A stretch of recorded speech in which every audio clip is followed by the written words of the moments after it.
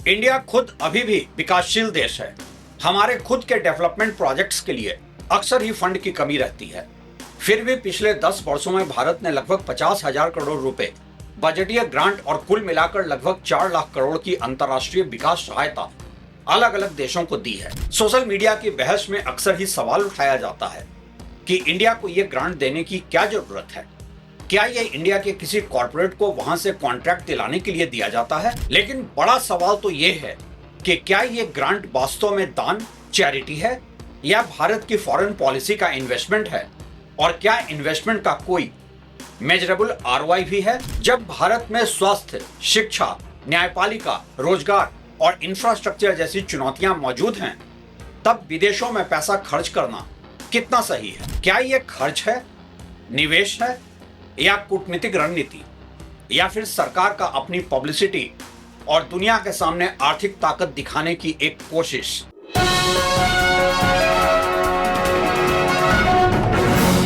नमस्कार, आप देख रहे हैं रवि सिन्हा अनसेंसर्ड। सबसे पहले एक सवाल, एक ऐसा देश जहां करोड़ों लोग आज भी सरकारी राशन पर निर्भर हैं, जहां प्रति व्यक्ति आय विकसित देशों की तुलना में तो छोड़ ही दें, विकासशील देशों की तुलना में भी काफी कम है, जहां लाखों सरकारी स्कूलों और अस्पतालों को सुधारने की जरूरत है, जहां शहरी इंफ्रास्ट्रक्चर और ग्रामीण विकास दोनों अधूरे हैं, वहीं देश दूसरे देशों को हजारों करोड़ रुपए क्यों देता है? यह सवाल हर टैक्स पेयर के मन में आता है। जब अपने घर में इतनी समस्याएं हैं तो दूसरे के घर में पैसा क्यों खर्च हो रहा है? कल्पना कीजिए, एक परिवार है, घर की आय सीमित है, बच्चे की फीस मुश्किल से भर पा रहे हैं, मां का इलाज अधूरा है, घर ईएमआई पर चल रहा है, लेकिन उसी समय वो परिवार अपने पड़ोसी की सड़क भी बनवा रहा है, स्कूल भी बनवा रहा है, अस्पताल भी बनवा रहा है। पहली नजर में हर कोई कहेगा ये तो मूर्खता है, लेकिन अगर वही पड़ोसी आगे चलकर आपकी सुरक्षा करे, आपके व्यापार का सबसे बड़ा ग्राहक बने, आपके दुश्मन को आपके घर से दूर रखे, तो क्या यह खर्च वास्तव में खर्च था या इन्वेस्टमेंट? यह सवाल सिद्धांततः भारत की फॉरेन ग्रांट पॉलिसी पर भी लागू होता है, लेकिन कहानी इतनी सरल भी नहीं है, क्योंकि देशों की दुनिया परिवारों की दुनिया की तरह नहीं चलती। यहां दोस्ती भी निवेश होती है, और कभी कभी सहायता, एड, सबसे सस्ता हथियार होता है। साल 2000 के बाद से भारत ने 65 से अधिक देशों को लगभग 48 अरब डॉलर से अधिक की विकास सहायता उपलब्ध कराई है, जिसमें लगभग 14.7 अरब डॉलर ग्रांट, 32.6 अरब dollar concessional lines of credit और कैपेसिटी बिल्डिंग प्रोग्राम शामिल हैं। यानी अक्सर मीडिया में सिर्फ विदेशों को पैसा दिया गया ही कहा जाता है, लेकिन वास्तविकता यह है कि उसका बड़ा हिस्सा लोन होता है, मुफ्त ग्रांट नहीं। बहुत लोगों को लगता है कि भारत अरबों डॉलर मुफ्त बांट देता है। सच्चाई इससे अलग है। पिछले लगभग 10 वर्षों में बजट ग्रांट्स लगभग 50,000 55,000 करोड़ रुपए का रहा है, लेकिन ये केवल बजट ग्रांट्स हैं। अगर इसमें जोड़ें lines of credit, capacity building, disaster relief, vaccine मैत्री, इंफ्रास्ट्रक्चर प्रोजेक्ट्स, टेक्निकल असिस्टेंट, तो भारत की डेवलपमेंट असिस्टेंस विभिन्न सार्वजनिक अनुमानों के आधार पर लगभग 4 लाख करोड़ रुपए से अधिक हो जाती है। लेकिन यहां एक महत्वपूर्ण अंतर समझना भी जरूरी है। यहां यह समझना जरूरी है कि ग्रांट और लोन एक चीज नहीं है। भारत विदेशों को 3 तरह से मदद करता है। पहला, ग्रांट, यह लगभग मुफ्त सहायता है, पैसा वापस नहीं आता। दूसरा, लाइन ऑफ क्रेडिट, यह लोन होता है, लेकिन कम ब्याज, लंबा समय, आसान शर्तें, और अक्सर शर्त होती है कि भारत की कंपनी ही प्रोजेक्ट बनाएगी वहां। मतलब पैसा बाहर गया, लेकिन काम भारतीय कंपनी करेगी। तीसरा, technical assistance, engineers, doctors, IT expert, civil servants, training, यानी पैसा कम और इन्फ्लुएंस ज्यादा। क्या ये दान, चैरिटी है? नहीं, ये कभी चैरिटी नहीं होता है। ये स्ट्रेटेजिक इन्वेस्टमेंट होता है। देश वही करते हैं जो उन्हें भविष्य में फायदा दे। सबसे ज्यादा पैसा कहां जाता है?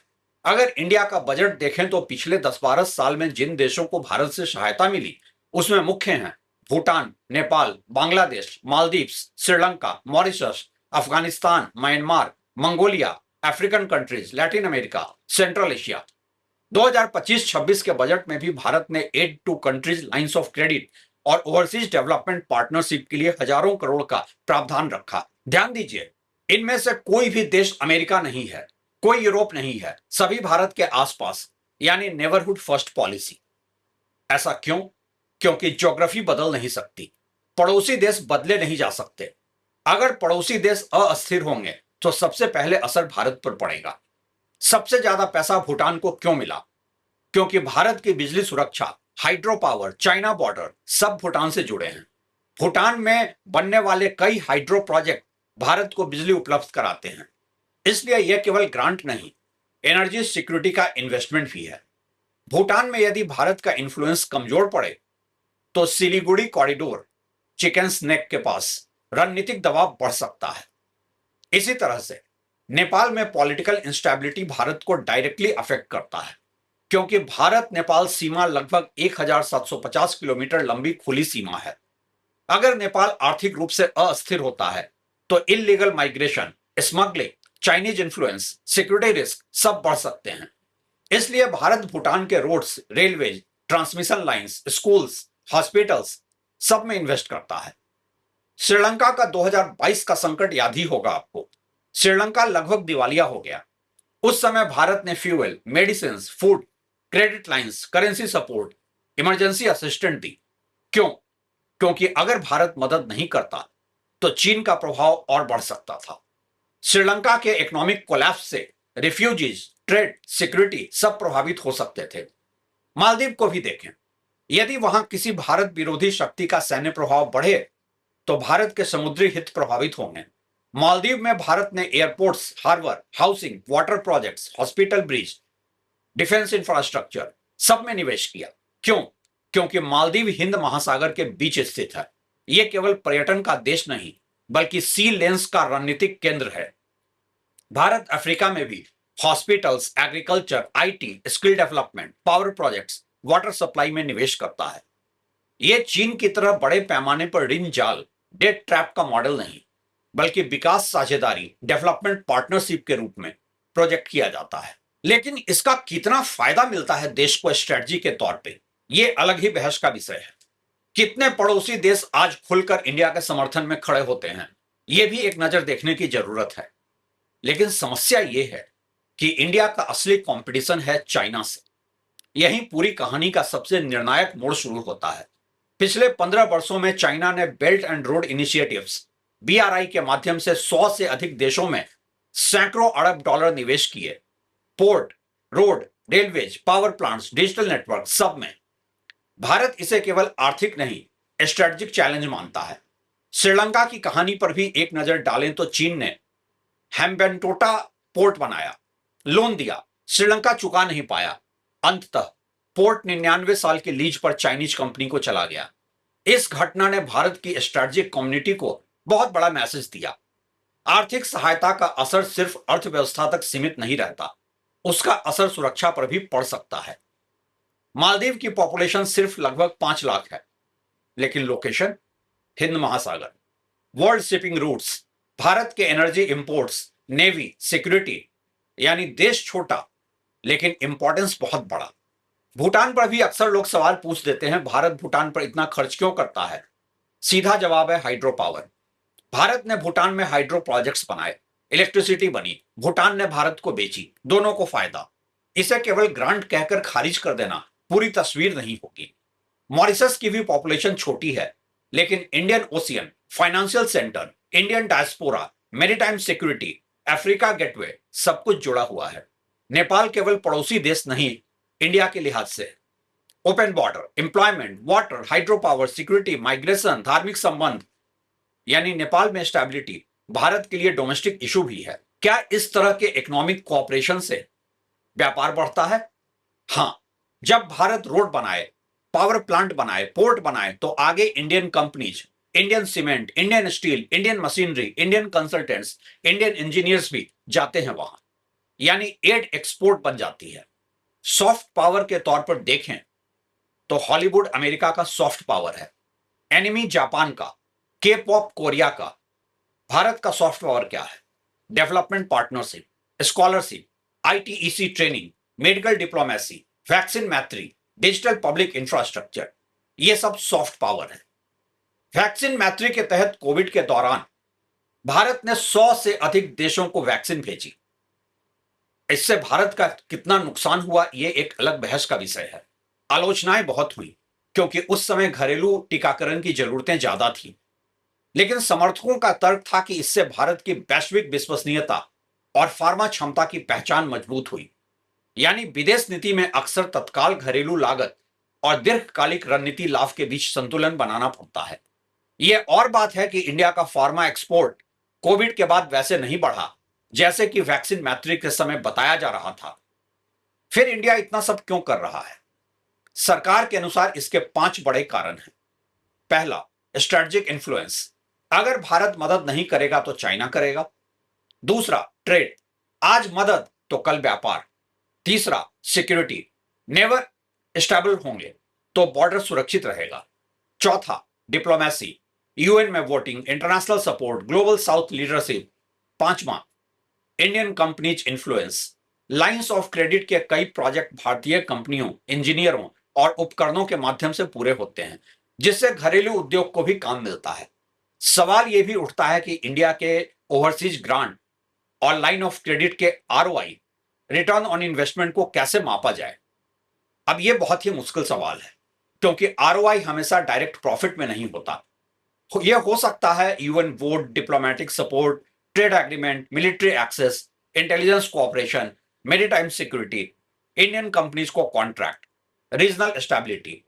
इन सब का कोई इकोनॉमिक वैल्यूएशन सीधा नहीं निकाला जा सकता, लेकिन आलोचना भी है। आलोचक कहते हैं भारत को पहले अपने health care, education, urban infrastructure, nutrition, research, social security पर खर्च बढ़ाना चाहिए। उनका तर्क भी सही है कि जब डोमेस्टिक ह्यूमन डेवलपमेंट अभी भी चुनौतियों से जूझ रहा है तो विदेशों में सहायता सीमित होनी चाहिए। यह एक लेजिटिमेट पब्लिक पॉलिसी का सवाल है। समर्थक क्या कहते हैं? वे कहते हैं कि अगर भारत अपने पड़ोस को छोड़ देगा तो कोई दूसरा देश, विशेषकर चीन, वहां अपनी उपस्थिति बढ़ाएगा और बाद में उसकी कीमत कहीं ज्यादा होगी। इसलिए आज का 100 रुपए का निवेश भविष्य के 1000 रुपए के संकट को रोक सकता है। असली तुलना किससे होनी चाहिए? भारत का फॉरेन एड जीडीपी के अनुपात में अमेरिका, चीन, जापान, यूरोप की तुलना में बहुत बड़ा नहीं है, लेकिन भारत की प्रति व्यक्ति आय अभी बहुत कम है। इसलिए घरेलू स्तर पर यह सवाल स्वाभाविक है कि संसाधनों का सर्वोत्तम उपयोग कैसे हो। यही कारण है कि इस विषय पर लगातार बहस होती रहती है। निष्कर्ष क्या है? यह खर्च है, निवेश है या है रणनीति? सच्चाई यह है कि यह तीनों का मिश्रण है, लेकिन अनुपात अलग अलग मामलों में बदलता है। कुछ ग्रांट मानवीय सहायता, ह्यूमैनिटेरियन असिस्टेंस होते हैं। कुछ प्रोजेक्ट रणनीतिक निवेश, स्ट्रेटेजिक इन्वेस्टमेंट होते हैं। कुछ कूटनीतिक प्रभाव, डिप्लोमेटिक इन्फ्लुएंस बढ़ाने के लिए होते हैं। कुछ भारतीय कंपनियों, व्यापार और क्षेत्रीय स्थिरता को इनडायरेक्ट लाभ पहुंचाने के लिए होते हैं। इसलिए सही प्रश्न शायद यह नहीं है कि भारत विदेशों को पैसा क्यों देता है, बल्कि सही सवाल है, क्या भारत हर रुपए की विदेशी सहायता से पर्याप्त रणनीतिक, आर्थिक और कूटनीतिक आरओआई प्राप्त कर रहा है?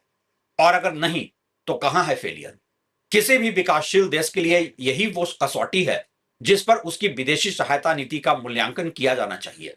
असली मुद्दा यह नहीं है कि भारत विदेशों को ग्रांट क्यों देता है। असल सवाल यह है कि क्या हर ग्रांट देश के लॉन्ग टर्म नेशनल इंटरेस्ट को आगे बढ़ाती है? क्या उसका रिजल्ट इवेल्युएट होता है? क्या प्रोजेक्ट समय पर पूरे होते हैं? क्या भारतीय टैक्स पेयर्स को उसके बदले सुरक्षा, व्यापार, ऊर्जा या कूटनीतिक लाभ मिलता है?